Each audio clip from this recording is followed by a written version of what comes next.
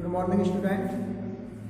तो आज हम आपको अध्याय नंबर 3 मनुष्यता पढ़ाने जा रहे हैं। इससे पहले वीडियो में कवि मैथिली शरण गुप्त जी का आपको हमने जो परिचय था वो दिया था। साथ ही साथ में प्रस्तुत जो कविता मनुष्यता है उसका सामान्य परिचय भी हमने आपको बताया था। तो यानी कि मनुष्यता जो कविता है, इस कविता में कवि मैथिली शरण गुप्त ने मानव के भलाई और राष्ट्रहित और मानवता के प्रति जो मनुष्य के वास्तविक भाव होने चाहिए, उन्हीं भावों का कविता में वर्णन किया गया है। और उसी कविता में जो भी आपके पद हैं उनको हम एक एक करके आपको पढ़ाने जा रहे हैं। तो आप अपने पास में अपनी किताब और पेन, साथ में कुछ अगर आप नोट्स करना चाहें तो वो भी लिख सकते हैं। तो पेन और किताब अपने पास में रखें ताकि आप कठिन शब्दार्थों को भी साथ साथ लिख सकें। तो कविता का पहला जो काव्यांश है उसे हम आपको पढ़ा रहे हैं, तो ध्यानपूर्वक आप सुनना। विचार लो कि मरते हो ने मृत्यु से डरो कभी, मरो परंतु यूं मरो कि याद जो करे सभी। हुई नहीं यूं शु मृत्यु तो वृथा मरे, वृथा जिए मरा नहीं वही कि जो जिया ने आपके लिए। वही पशु प्रवृत्ति है कि आप ही चरे, वही मनुष्य है कि जो मनुष्य के लिए मरे। तो प्रस्तुत कविता में जो आपके कठिन शब्दार्थों को हम बताते हैं आपको। मर्त्य मान होता है जिसका मरना निश्चित हो। इसके अलावा दूसरा पद शब्द है शिवमृत्यु। शिवमृत्यु का मतलब होता है गौरवशाली मृत्यु, यानी कि महान मृत्यु। इसके अलावा वृथा मान होता है व्यर्थ। पशु प्रवृत्ति यानी कि पशुओं के समान, बस यही है। और चरे शब्द है। चरे शब्द का अर्थ होता है अपने पेट की पूर्ति करना, जिसको हम कह सकते हैं भोग करना। ठीक है, तो अब आप सुनते जाएंगे आप इनके एक एक पंक्ति का अर्थ। विचार लो कि मर्द हो ने मृत्यु से डरो कभी। तो कवि प्रस्तुत कविता में मनुष्य के जीवन का महत्व बताते हुए कहते हैं कि विचार लो कि मरते हो ने मृत्यु से डरो कभी, यानी कि यह आप अपने जीवन में निश्चित कर दीजिए कि मानव की जो मृत्यु है वो निश्चित है। मृत्यु से डरो कभी। जब मृत्यु निश्चित है तो मानव को कभी अपनी मृत्यु से घबराना या भयभीत नहीं होना चाहिए। मरो, और मरना ही है तो इस तरीका से मरना चाहिए, परंतु यूं मरो कि याद जो करे सभी। जब मरना ही है तो व्यक्ति को उसी प्रकार की मृत्यु को स्वीकार करना चाहिए कि उसके मरणोपरांत उसकी मृत्यु पर लोग आंसू बहाएं और उसे याद भी कर सकें। हुई ने यूं सुमृत्यु तो वृथा मरे। और यदि हमने गौरवशाली मृत्यु को प्राप्त नहीं किया है तो हमारा जीना और मरना दोनों ही व्यर्थ है। वृथा जी तो यानी कि दोनों ही जीना और मरना व्यर्थ है। मरा नहीं वही कि जो जिया ने आपके लिए। तो उस व्यक्ति की जो मृत्यु है वो कभी नहीं मानी जाती है जो कभी दूसरों के लिए नहीं मरता है। यदि हमें क्या जो मृत्यु को स्वीकार करना है तो दूसरों की भलाई करते समय यदि हमें मृत्यु मिले तो वह मृत्यु हमारी महान मानी जाती है। और यदि हमने दूसरों की भलाई के लिए अगर मृत्यु को स्वीकार नहीं किया है तो हमारी मृत्यु बिल्कुल ही बेकार है। वही पशु प्रवृत्ति है कि आप ही चले। जो व्यक्ति केवल अपने ही भोग विलास या अपनी ही पेट की पूर्ति या अपने ही स्वार्थ के लिए जीता और मरता रहता है तो वह व्यक्ति पशु के समान माना जाता है। वही मनुष्य है कि जो मनुष्य के लिए मरे। मनुष्य, सच्चा मनुष्य वही माना जाता है जो हमेशा मनुष्य की भलाई के लिए या मानवता के जैसे कार्य करते समय यदि वह मृत्यु को प्राप्त करता है तो वही व्यक्ति महान माना जाता है। तो दोबारा से आप सुन सकते हैं इसका अर्थ। विचार लो कि मरते हो ने मृत्यु से डरो कभी।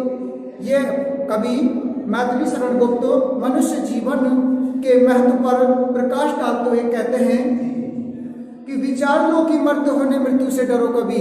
ये आप अपने जीवन में विचार कर लीजिए कि मनुष्य की मृत्यु निश्चित है। कहने का तात्पर्य है कि जिसने धरती पर जन्म लिया है उसका मरना एक दिन निश्चित है। नहीं मृत्यु से डरो कभी। जब मृत्यु निश्चित है तो व्यक्ति को कभी मृत्यु से घबराना नहीं चाहिए, उससे भयभीत नहीं होना चाहिए। मरो परंतु यूं मरो कि याद जो करे सभी।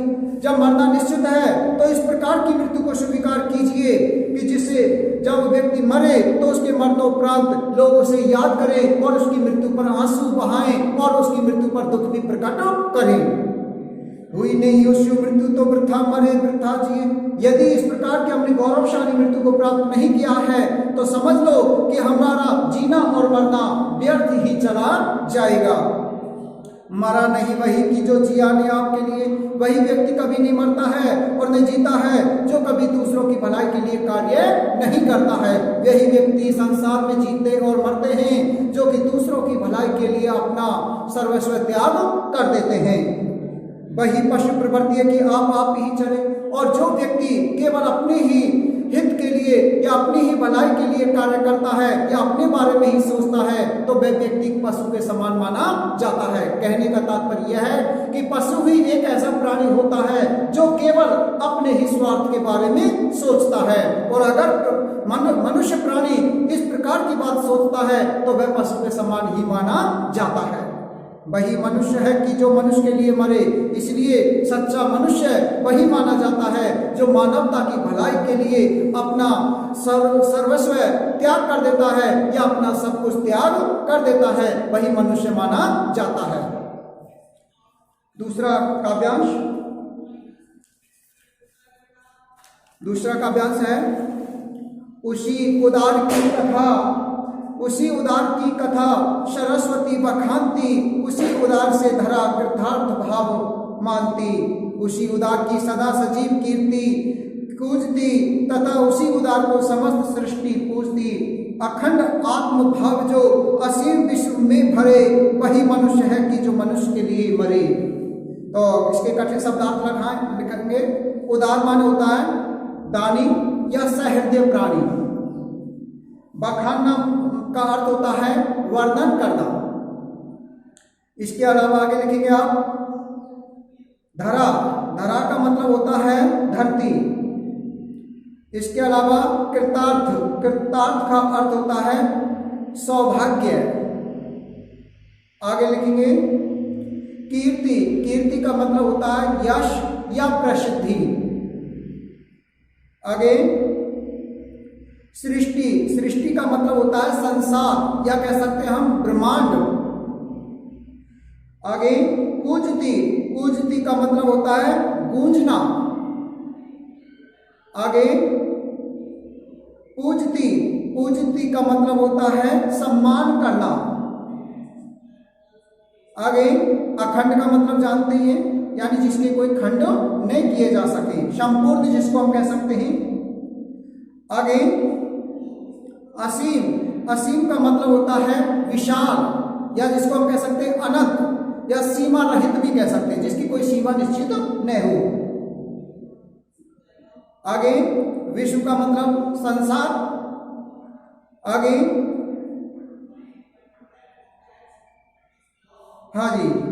आत्मभाव का मतलब होता है सब में अपना दर्शन करना, यानी कहने का तात्पर्य यह है कि सभी को अपने समान मानना। ठीक है, तो अब आपको अर्थ की ओर ध्यान देंगे। तो पहली पंक्ति है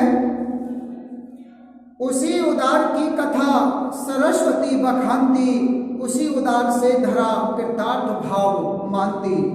तो प्रस्तुत काव्यांश के माध्यम से कवि उदारता के भावों पर प्रकाश डालते हुए कहते हैं कि सरस्वती यानी कहने का तात्पर्य किसके लिए कहा गया है, यानी कि विद्या की देवी सरस्वती उसी उदार मनुष्य का हमेशा गुणगान करती है जो इस विशाल संसार के साथ अखंड आत्मीयता के भाव रखता है। कहने का तात्पर्य है कि यानी कि सरस्वती है वो उसी मनुष्य का गुणगान करती है, उसी को सबसे बड़ा श्रेय देते हैं जो व्यक्ति इस संपूर्ण संसार के साथ में मानवता के भाव रखता है या सभी मनुष्य के साथ में मनुष्यता के जैसे भाव रखता है। आगे, पृथ्वी भी ऐसे उदार व्यक्तियों के प्रति कृतज्ञ होती है, संसार भर में उनकी कीर्ति का यशोगान होता है। उसी उदार से धरा कृतार्थ व मानती, तो यानी जो धरती है, धरती भी ऐसे ही व्यक्तियों के ऊपर हमेशा दया के भाव रखती है जो संसार में हमेशा अपने यश या अपनी प्रसिद्धि का यशोगान करता रहता है।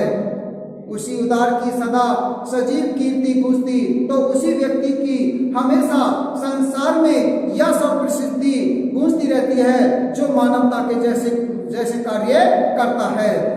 तथा उसी उदार को समस्त सृष्टि पूजती, और इसी प्रकार के जो मानवता के भाव रखने वाला जो मनुष्य होता है उसी का संसार में हमेशा सम्मान होता है जो दूसरों की भलाई के लिए कार्य करता है। अखंड आत्मभाव जो असीम विश्व में भरे, और जो व्यक्ति संपूर्ण संसार में मानवता या आत्मीयता के जैसे भाव रखता है उस व्यक्ति की हमेशा सम्मान होता रहता है और उससे पूरा संसार भी पूछता रहता है। वही मनुष्य है कि जो मनुष्य के लिए मरे।